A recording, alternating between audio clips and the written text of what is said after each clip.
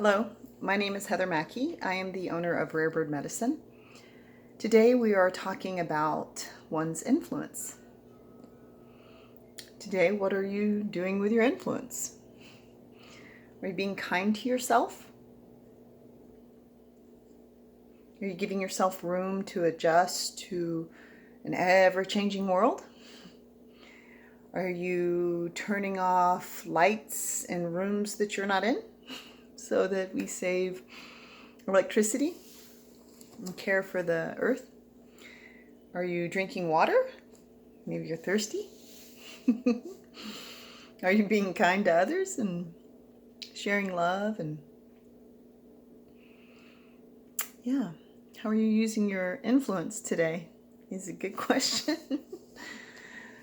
The reason I wanted to talk about influence is because with 7.8 billion people on the earth, we can often feel as though it's so challenging to be an important influence on the way the world moves forward.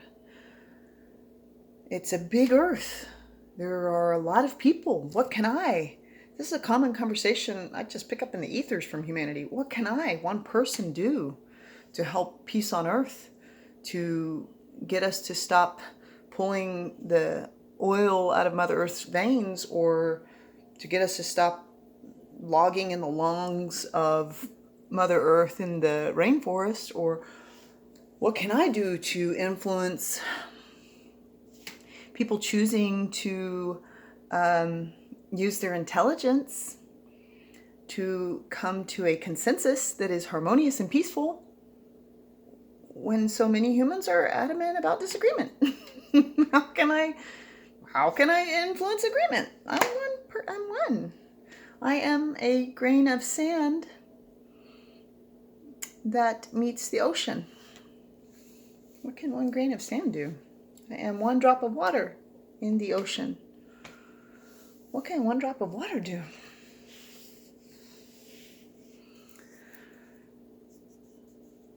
I think it is important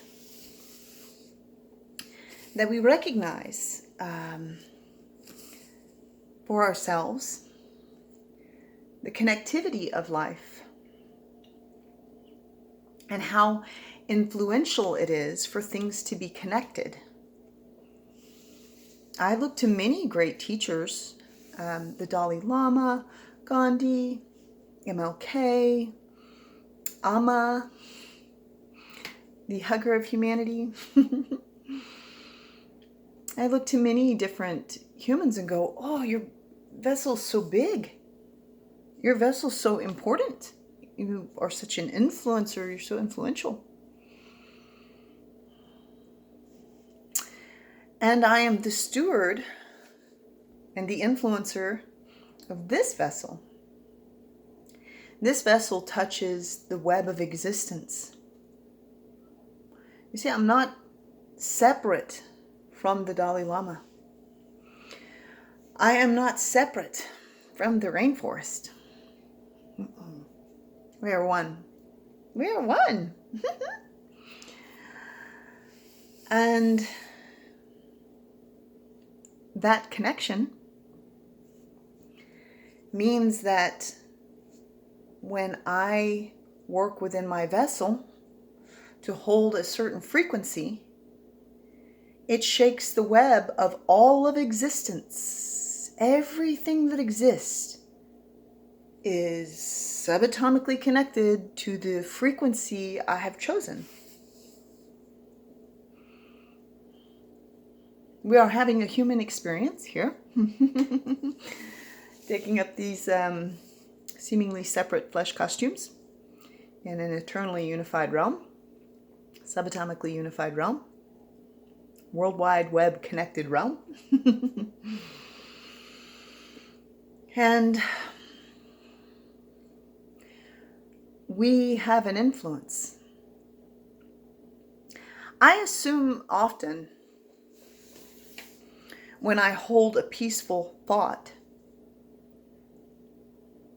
it has influenced everything to be peaceful. Instead of assuming that me having a vehicle that utilizes gasoline and uses petroleum is a negative effect on the earth, I assume Mother Earth is healing. Her veins are refilling, and each moment of my now, can I make a little bit better choice? The next time I purchase a car, can I get a completely green one? Or can I not purchase a car? Can I get a green motorbike? Or can I create a life in which I bicycle to and fro? Can I make the next best choice for me, for the earth, for the whole, because I have an influence? If I spend a minute loving myself and all of existence without needing it to be different right now, just loving it, that frequency that I'm holding touches everything. Everything. Everything. It is possible in a lifetime, while you are in flesh costume, that you will not see the ripples that your pebble of existence has caused.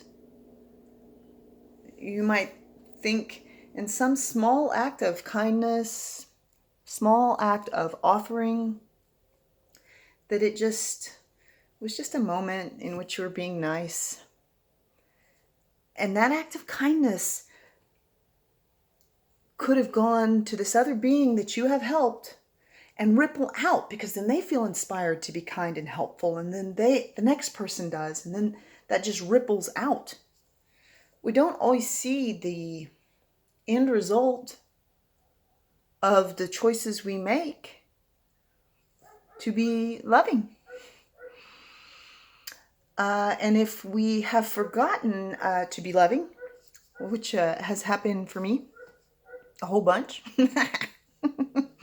welcome to life, because judgment has entered, right? Some old examples of ways that would show up is I would see a Hummer, let's say, and think, how dare that person drive a Hummer as I drive my gas vehicle? How dare you use the most gas? Inappropriate. And I would judge them. Who should be greener? Yet I'm not being the most green. It's really a reflection of my own inner thought and frustration with self for not being the most green, because I love Mother Earth and I owe every morsel of food and my ability to stand somewhere to her. And I'm actually mad at myself, but I will project it. What the ego denies, it projects. I project it onto this Hummer driver and be like, how dare you drive a Hummer? And now I've judged. And now I've come out of love because I'm busy being right in my judgment. One way I know to get back to love when we've gotten into judgment, the way I have found back, and the way many, many masters, many, many teachers talk about getting back to that place in which we can harmoniously love all of creation and influence the web of life with our loving thought, is to forgive. I do not walk in your shoes, Hummer driver. I do walk in some shoes that are driving a car, though. And I can't understand driving a car and using resources that I maybe don't need to use, but thought I did. Therefore, because I do not walk in your shoes and I do not know you, it is not my place to have judged you. And it is not my intent to put my attention on how the world needs to be less of this and more of this. I'm not here to focus on what's not working. I'm not here to focus on the loggers. I'm not here to focus on Mother Earth's veins being ripped out of her. I'm here to focus on a healed earth. One in which she proliferates and is being given opportunity. And I, as an influence in the all, can ask myself, Did I turn off all the lights in the house for the rooms that I'm not in? Am I being hyper vigilant to ensure that I'm not leaving lights on inside of rooms that I'm not standing in and don't need the light? I can give that to her. I can give that to Mother Earth as a healing, as an offering. Am I being compassionate in my nows with myself? No need to attack myself because I use gasoline. No, just definitely when it's time to purchase another mode of transportation, I am likely well overdue to choose something that is another contribution to the graces of the earth. My mother that holds me. So I feel like it is an important realization for me, and hopefully it will serve you too, or you've already had it, that what you choose makes a difference. The web of life, whether you're using World Wide Web, telephone webs, or subatomic connection to the all that is, it is touching in a vast way. The pebble ripples in ways we don't see. And what we choose to offer in frequency is our individual choice. So, I like to ask myself, what would love say now? What would love do now? What would love choose now? How would love respond? What would love offer? What would love focus on? Oh, love focuses on healing, healed. Love focuses on wholeness, well. Love focuses on, I love you, I see you, and I don't ask you to be me. Love focuses on, I don't understand you, and I still bless you and love you as you are. Because unconditional love doesn't say, I'll love you so long as you appease my idea of what a human should be. I'll love you so long as you act the way I think an animal should act. You know, like, your dog shouldn't bark. I mean, really, I don't think dogs bark. I think that's like a thing where dogs bark. So, I will love you exactly as you come. Exactly what you're doing. Exactly what you're driving. I will not be on a superior moral high ground to you because of my choice. Because if we look at our own choices, we could all make a little bit better choices to serve the whole. And luckily, we're so influential that when we choose to do that, it has an impact. You have an impact. You have an impact. So may I offer unconditional love to all of the web of life.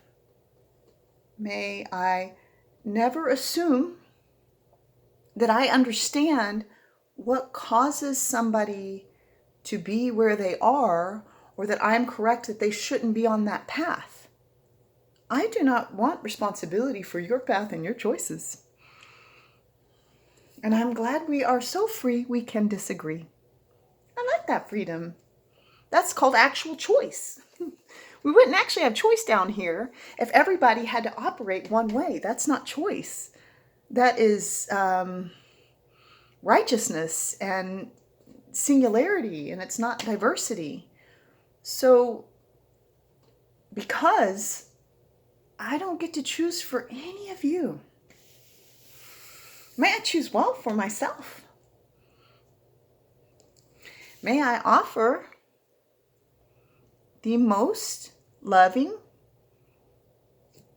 expression, maximal loving to self and others that I can. And that changes every day. Our best changes every day. Sometimes I have very little attention and loving, kind words and energies to offer the web of life. And I do my best to not go around flogging myself for that variation in my expression. May I give myself the freedom to have my best change.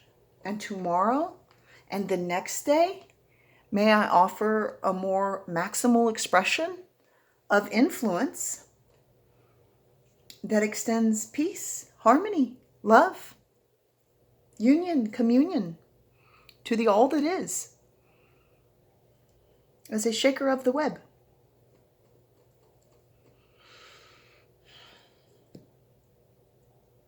Today,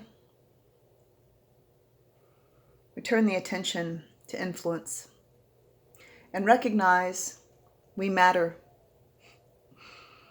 We matter.